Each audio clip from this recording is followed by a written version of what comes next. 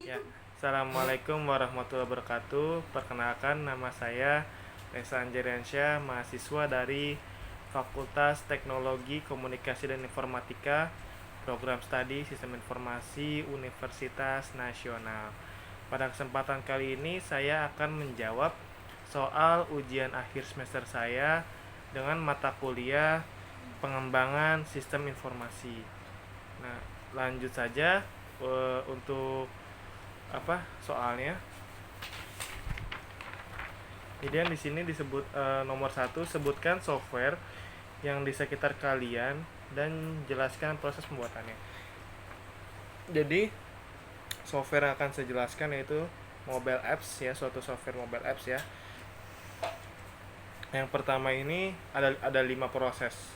Yang pertama proses pencarian ide. Jadi proses pencarian ide bisa dimulai dari melakukan pendefinisian masalah, apa yang ingin disolusikan, dan juga target pasar.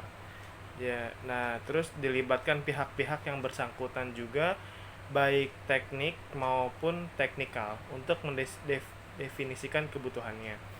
Nah, jadi itu yang pertama. Yang kedua, proses pembuatan desain aplikasi, baik UI ataupun UX. Jadi setelah kita merancang semua ide dan segmen pasar yang sudah kita tentukan, masalahnya eh, problem solving yang sudah ada gitu kan. Selanjutnya kita ke proses perancangan UI maupun UX-nya. Nah, di sini dimulai dari pembuatan user experience, merupakan pengalaman atau rasa puas dan kemudahan bagi pengguna dalam mengakses aplikasi. Nah, dalam pembuatan UX itu kita harus mengirimkan flow pengguna yang menyenangkan ya dan mudah berdasarkan kebutuhan fitur yang sudah dirancang. Seperti itu. Dan selanjutnya ke proses ketiga, yaitu proses pengembangan aplikasi. Jadi di fase ini aplikasinya akan dibuat oleh developer. Nah, developernya ini yang mengkodekan semua dan dipisahkan modulnya berdasarkan rancangan-rancangan fitur dan arsitekturnya. Untuk pembuatan aplikasinya, aplikasi mobile dibagi menjadi dua secara umum, yaitu pembuatan kode untuk UI dan pembuatan kode untuk logic atau fungsionalitas. Jadi setelah aplikasi rancangannya ke sini, problem solving, terus segmen pasar, terus semuanya teknikal sudah beres, langsung ke UI maupun UX. Dari UI maupun UX kita memudahkan user, terus memberikan rasa nyaman user dalam suatu aplikasinya. Dan ketika semua sudah tahapan satu dan tahapan kedua sudah oke, lanjut tahapan 3, pengembangan aplikasi untuk mengkodean oleh developer gitu. Nah, selanjutnya yang keempat itu ada proses peningkatan kualitas aplikasi. Kita sudah menjalankan 3 proses ini, tapi proses keempat, tanpa menjalankan proses keempat ini tidak akan sempurna aplikasi tersebut. Karena apa? Karena kita tidak mengetes aplikasinya, kita tidak meningkatkan kualitasnya. Itu di ketika aplikasi penjualan ke pasar akan sangat mengecewakan bagi si user karena tidak diuji sebagainya. Nah, ini ada 4 fase di dalam proses peningkatan kualitas aplikasi. Yang pertama, prototype. Aplikasi sudah bisa dijalankan, tapi masih beberapa fitur utama dan belum menggunakan data sesungguhnya. Yang kedua, alpha. Aplikasi hampir telah diimplementasikan keseluruhan dan belum melewati fase debugging. Yang ketiga, beta. Aplikasi sudah selesai diimplementasikan dan melewati debugging, tetapi masih banyak bug yang belum dibetulkan. Dan yang terakhir, release candidates. Aplikasi yang sudah layak dirilis dan sudah sesuai dari fungsional, kegunaan, dan kestabilan. Nah, tanpa proses keempat ini, kita melewatkan proses keempat ini, aplikasi sangat tidak nyamankan atau sangat disayangkan oleh user gitu. Jadi kita harus coba-coba dulu bugnya apa, masih ada bug atau masih sebagainya, atau crash-crashnya masih nggak apa masih ada, itu jadi harus diadakan proses peningkatan kualitas aplikasi. Dan yang terakhir, setelah semuanya oke, aplikasinya sudah beres, baru ke proses pemasaran aplikasi. Jadi pemasaran aplikasi ini proses kita akan mendistribusikan aplikasi yang versi rilis ke market, ya, menggunakan marketplace resmi seperti yang biasa kita pakai. Ada Android, ada eh, apa iOS, ya. Jadi Android ke marketnya Google Play dan iOS ke Apple Store, App Store. Oke, di situ nomor 1 jawabannya. Dan selanjutnya ke nomor 2.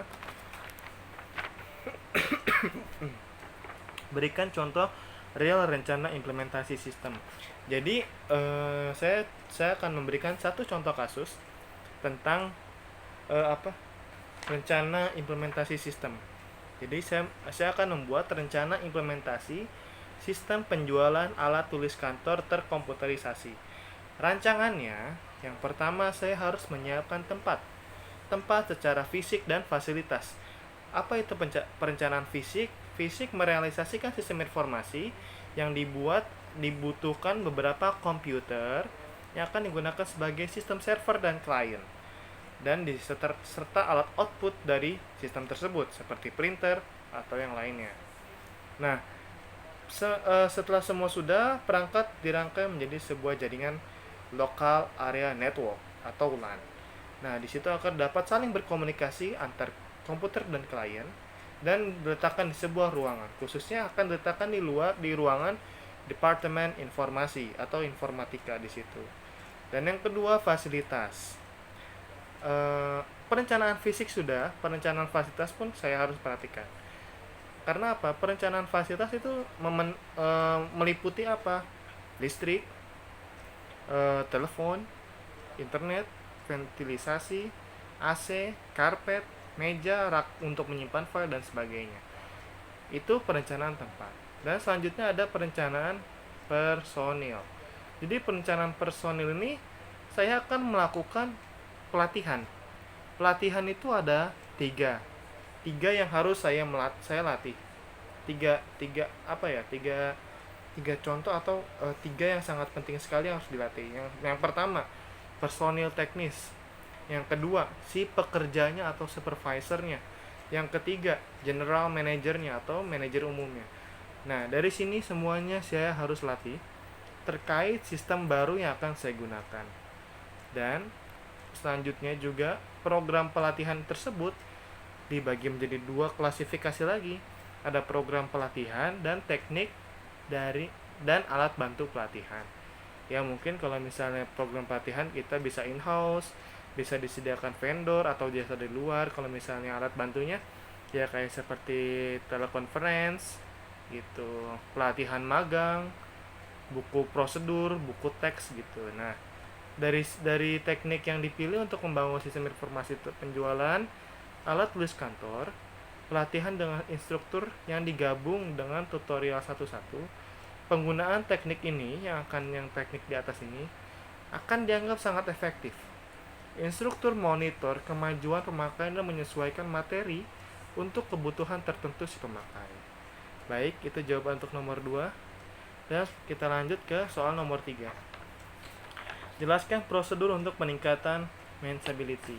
Jadi, untuk prosedur peningkatan manageability yaitu ada beberapa. Yang pertama, penerapan System Development Life Cycle dan SWDLC.